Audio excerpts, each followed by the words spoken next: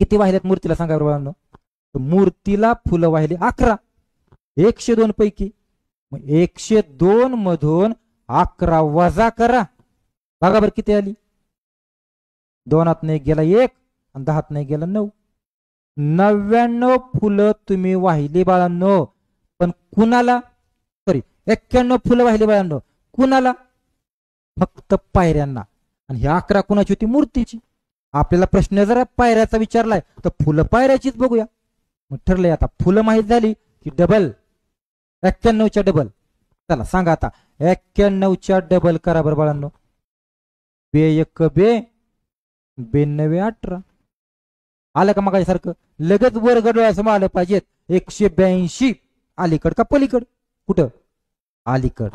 अलीकडचा वर्ग कोण आहे सांगा? 182च्या 144 का?